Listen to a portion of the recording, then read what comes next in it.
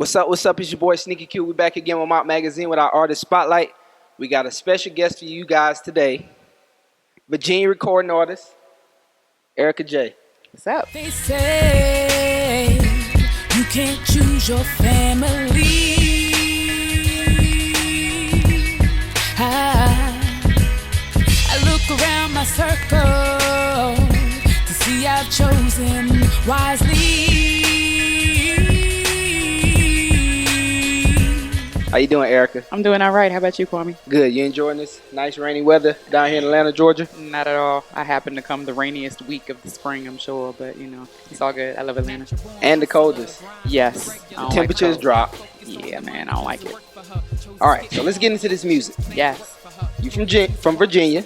I'm originally from D.C. Originally from D.C. But I bounce back and forth a lot. I'm in Virginia now. Okay. Yeah. Let's talk about your early influences as far as the music. Yeah. I sang in the church. Grew up singing in church, of course, and my mother sang in the choir.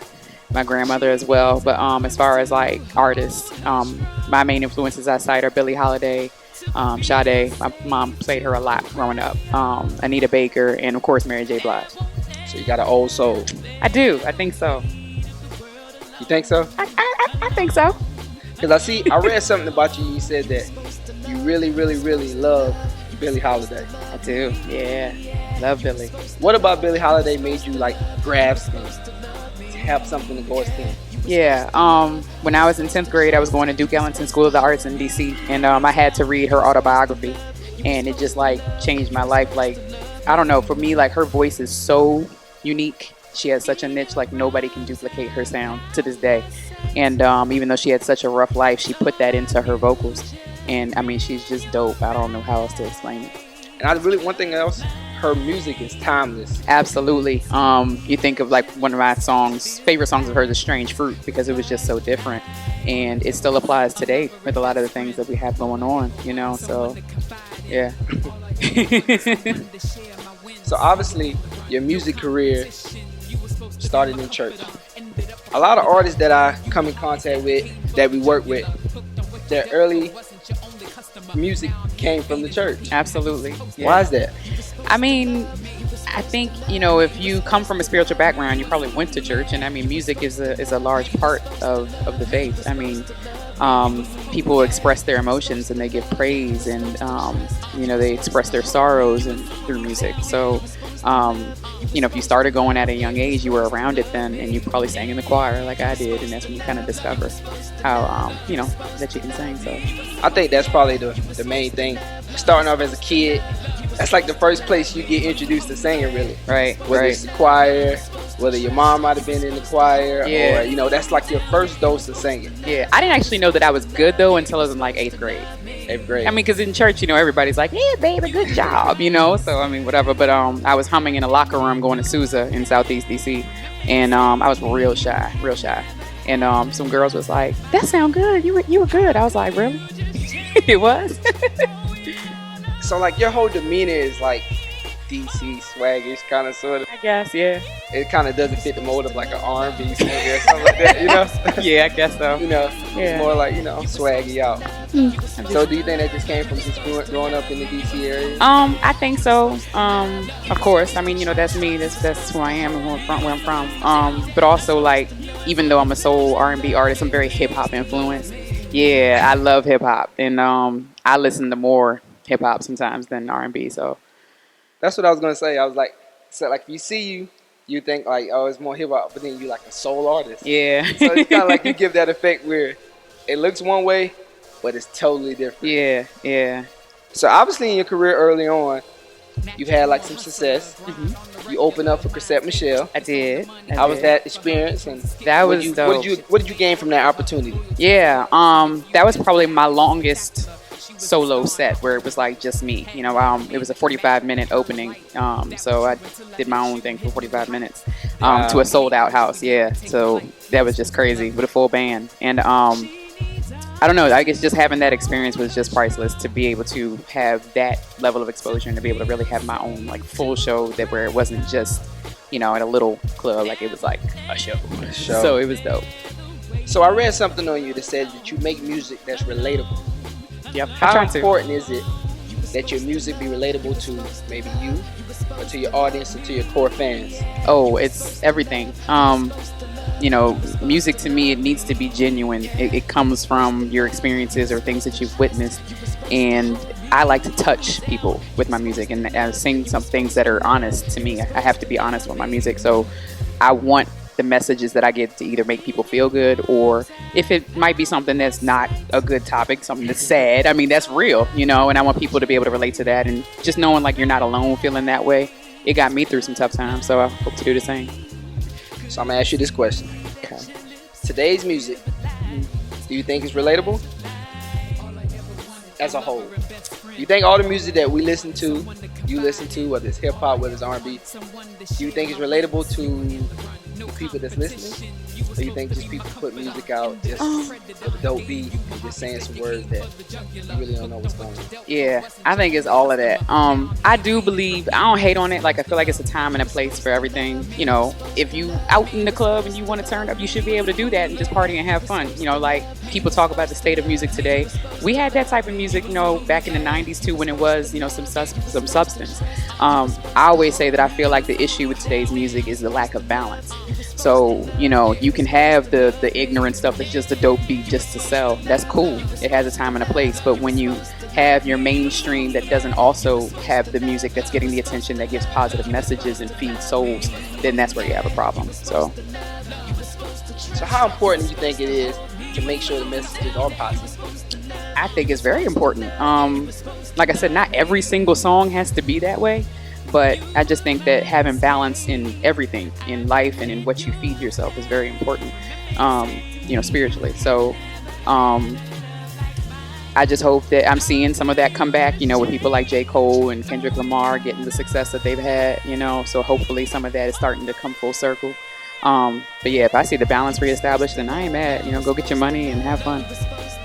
I'm gonna tell you what, I really think that a lot of the music that's out right now, some of it is relatable, but then some of it not. Yeah. But I can tell you, like you said, you mentioned the J. Cole and Kendrick Lamar.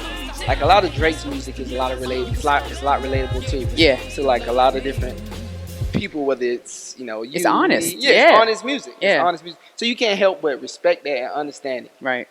So obviously with your music so far, what do you think is next as far as the tones and the music that you come in contact with? Yeah, so I'm working on a couple projects right now. One of them is with the producer LP. He did my song Second Family. And, you know, that music has turned out to be mostly like really positive stuff. And then my recent single, Supposed to Love, was produced by Ivory Snow out of Connecticut. So we're trying to work on some stuff too. And that's really everything I do. Like you said, kind of has the hip hop influence. It's still soul, but like hip hop soul is like my thing. So that's the sound that you're going to get from me coming forward, and just maybe a little more hip hop. My last project, my EP, was kind of safe, you know, the first one. So yeah, I'm gonna be a little more hip hop. So do you think as like a young artist or a young up and coming artist that you have to play it safe more times than so, or you want to be that artist that's daring, that's just gonna just go with the flow and go what they feel? I think I'm somewhere in the middle. I think when I started out, I was more like, you know, play it safe and be careful, and I don't know, I think just kind of finding who I was as an artist, and I think that's still a journey that I'm on. But you know, I'm starting to push the envelope a little more and experiment with some different things, and I think that's just what keeps you fresh and keeps you growing. So I want to keep doing that. So what music artists, like R&B artists that you're listening to, that you're fans of, that you actually like their music? Foreign Exchange. Foreign Exchange. I love Foreign Exchange. Who else am I listening to right now? When I'm like in writing mode and making projects, I don't listen to a lot of music, especially like singing music. I listen to some hip hop. And I listen to some indie. I listen to indie artists too, you know what I'm saying? Like people back where I live in Richmond. So. And I think that's probably where you can get some of the, like, your influence from, because I mean, there's a lot of talent. Oh, you know, yeah. just independent artists. You know, a lot of people that just wait for that shot that people haven't heard of. You know, so I think that's what I really appreciate about music right now. Like, there's a lot of music out, and there's a lot of music that people really don't hear or they haven't heard just yet. So where do you see yourself in like the next 5 years as far as your music career? Where do you want to see yourself? Where do I want to see myself? I want to see myself wherever God wants me to be. Let me put that out there. I'm big on purpose and doing what I'm supposed to be doing in his will. So I just hope that I'm where he wants me to be. But if I could tell him what I wanted, you know, I don't necessarily need like Beyonce fame. I just don't. I want to be able to be cool and be able to go get a gallon of milk if I need to. People leave me alone. So I like performing and doing shows. I would love to be able to make music, you know, my only career, be comfortable financially, be writing, getting checks, and, you know, just making music and having that be my primary income. So I get that. I'm happy. So you talked about writing. Do you write all your music? I do. Every single song? Every single song, I write it. So break down the whole process of writing a song. Every artist has their own process. You know, artists were weird, so we do weird stuff. I write best when I drive, which I don't actually write while I'm driving. But, you know, I'll use like recorders or whatever. I get my best ideas when I'm driving or when I'm in the shower. I remember speaking to you one time about that, trying to get this set up, and you said, "Yeah, wait." It's like, "Yeah, no problem." I was actually doing some writing. And I was like, you're like, what? How you driving and doing writing? And you explained it to me. What was that you said? I don't remember what I said. You had a pad or something that, voice track or something like that. Yeah, I was using like a voice recorder probably. Yeah, okay. I'll play the beat, you know, in the car or whatever, or I'll get like ideas and concepts.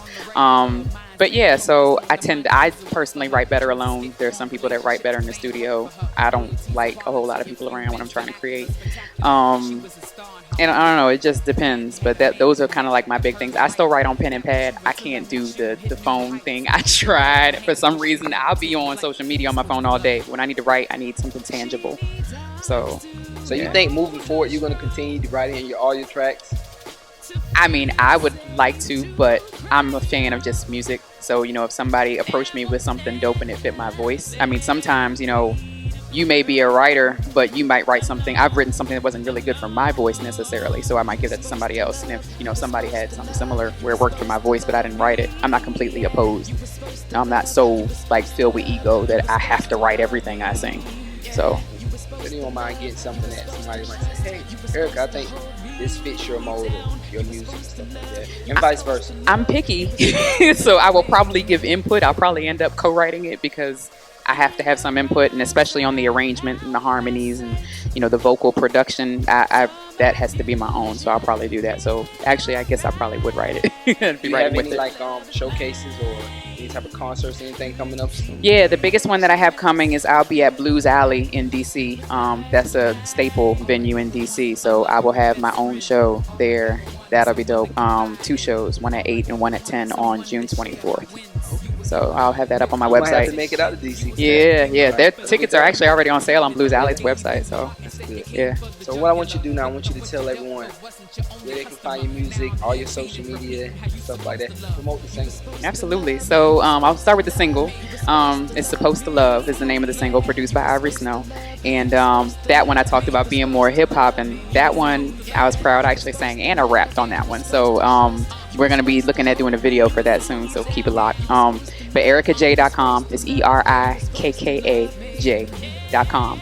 And on all social media is Miss Erikka J, MISSERIKKAJ. There you have it. Virginia recording artist, soul artist, whatever you want to call it. I make music. I'm an artist. She makes music. It's your boy Sneaky Q with MOT Magazine. We signing out. Thank you and good night.